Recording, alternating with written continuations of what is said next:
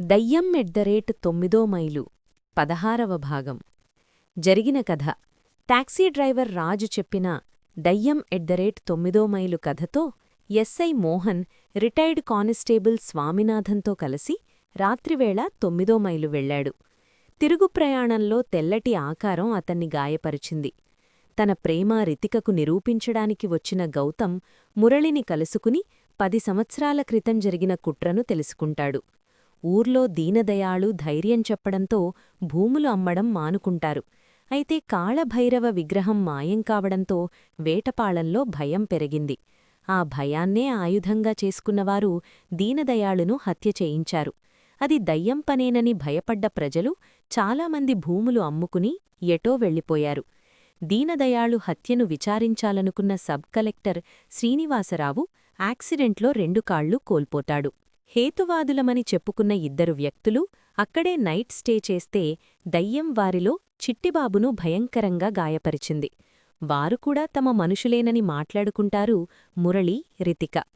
ఇక దయ్యం @9 మైలు 16వ భాగం వినండి.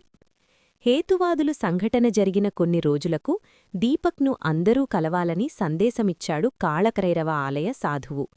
అందరూ శ్రీనివాసరావు ఇంటిలో సమావేశమయ్యారు. ఆయన పెద్ద కుమారుడు దీపక్ మాట్లాడుతూ, అందరూ మనం ముందుగా అనుకున్నట్లు చేస్తేనే బాగుంటుంది. ఏమంటారు చిట్టిబాబుగారు? అన్నాడు. చిట్టిబాబు మాట్లాడుతూ, నేను గాయపడతాననే భయంతో దయ్యంలా నటించిన వ్యక్తి మరీ సుతారంగా రక్కడానికి ప్రయత్నించాడు. అలా అయితే ఎవరూ అది దయ్యమని నమ్మరు. అందుకే కాస్త బలంగా ఆ గోళ్లను నా ముఖంలోకి అదుముకున్నాను. అది కూడా సీసీ కెమెరాల్లో నా ముఖం కనిపించదని రూఢీ చేసుకుని అలా చేశాను అన్నాడు. నిజమే, కెమెరాలకు ఆ దయ్యం వీపు మాత్రమే కనిపిస్తుంది. కాని టార్చ్ ఫోకస్ చేసిన ఎస్ఐ మోహన్కు మీరు ఆ దయ్యం చేతులను మీకేసి అదుముకున్నట్లు తెలిసిపోయింది అన్నాడు దీపక్. అదంతా క్షణాల్లో జరిగిపోయిన సంఘటన, పైగా రాత్రిపూట జరిగింది. ఎంత టార్చ్ వేసినా క్షణాల్లో అదంతా గమనించడం సాధారణంగా ఎవరికీ సాధ్యం కాదు. ఆ ఎస్ఐ మోహన్ చాలా షార్ప్ అనుకుంటాను. విషయాన్ని అనుమానించాడు. మా మీద నిఘా ఉంటుందని హెచ్చరించాడు అన్నాడు చిట్టిబాబు. అది మిమ్మల్ని బెదిరించడానికి హెచ్చరించడం కాదు, మీపైన నిఘా ఉంటుందని తొందరపడి మాకు గాని మురళికి గాని కాల్ చెయ్యొద్దని జాగ్రత్త చెప్పడం. ఆ ఎస్ఐ మోహన్ మన మనిషి కాకపోయినా స్వామినాథన్తో గతంలో కలిసి పనిచేసిన వ్యక్తి. మన ఊరివాళ్ల పట్ల సానుభూతి ఉన్న వ్యక్తి. తన ఉద్యోగధర్మానికి ఆటంకం రానంతవరకు మనకు సహకరిస్తారు చెప్పాడు దీపక్. తరువాత జరగాల్చిన 3 పనులకు వేసిన పథకం గురించి చర్చించుకున్నారు. మొదట చెన్నైలో ఉన్న రమణయ్య బంధువులను బెదిరించడం. ఈ బాధ్యతను మురళి, నవ్య తీసుకుంటారు. దాంతో తమ పేర్లమీద ఉన్న భూములను వెంటనే అమ్మివేయాలని వాళ్లు రమణయ్య మీద ఒత్తిడి తేవాలి. తరువాత రమణయ్యకు చనిపోయిన దీనదయాళు ఆత్మ లేదా దయ్యం నుండి వేధింపులు రావాలి. ఈ బాధ్యతను రితిక, గౌతమ్ స్వీకరిస్తారు.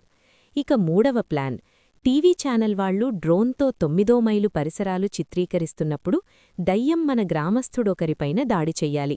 ఇది పట్టపగలు స్పష్టంగా రికార్డు కావాలి. ఆ సమయంలో కాళభైరవ ఆలయ సాధువు వచ్చి స్థానిక రైతులను ఏమీ చెయ్యవద్దని, భూములు ఆక్రమించుకున్నవాళ్లను ఏమైనా చేసుకోమని, ఇది కాళభైరవుడి ఆజ్ఞ అని చెప్తాడు.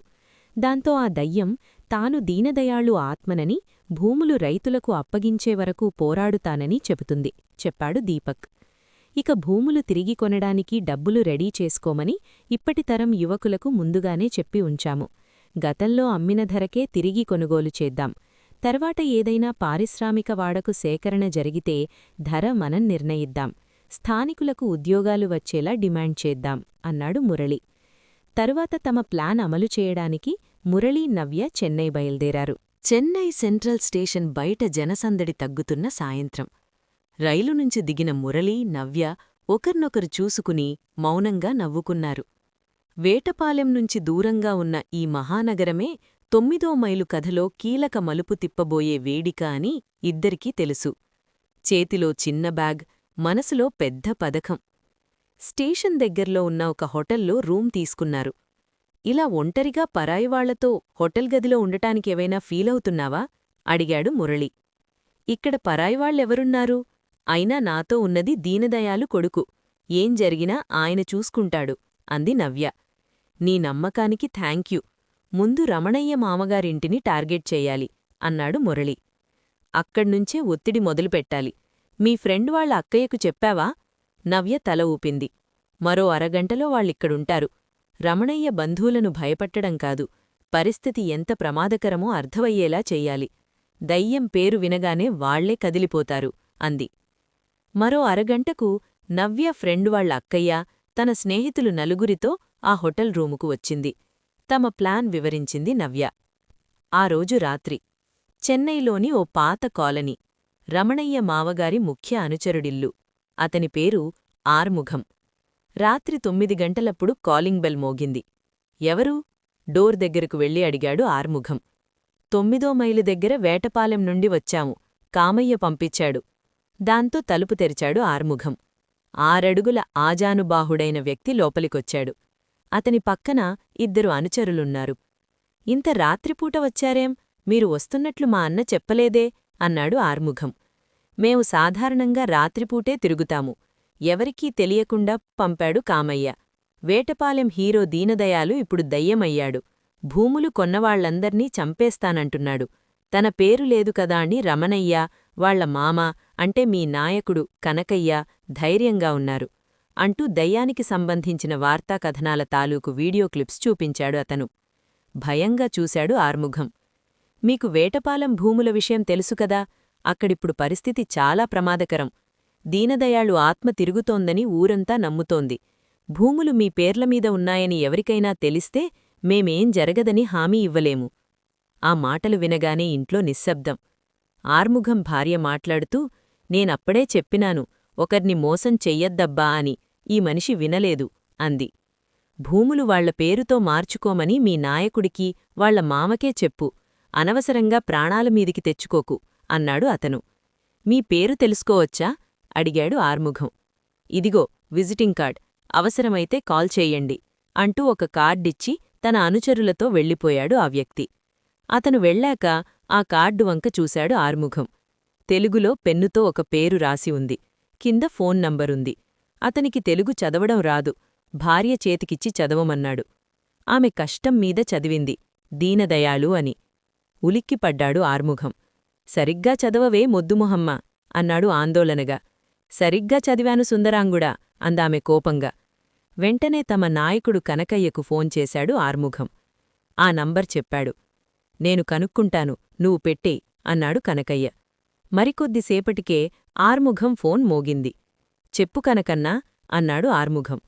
కొంప ముంచావు, నువ్విచ్చిన నంబర్ చెన్నై పోలీస్ కమిషనర్ గారి పర్సనల్ నంబరట. ఈ నంబర్ ఎవరిచ్చారు అని అడిగారు. నీ నంబర్ అడ్రస్ అడిగారు, చెప్ప తప్పలేదు. పోలీసులు వస్తే నీ దగ్గరున్న విజిటింగ్ కార్డ్ చూపించు అన్నాడు కనకయ్య. వెంటనే తన దగ్గరున్న విజిటింగ్ కార్డ్ వంక చూశాడు ఆర్ముఘం. అదెవరో ట్రావెల్స్ వాళ్ల కార్డది. దానిపైన ఇందాక పెన్నుతో రాసిన పేరు నంబరిప్పుళ్లేవు. అయోమయంగా చూశాడు ఆర్ముఘం.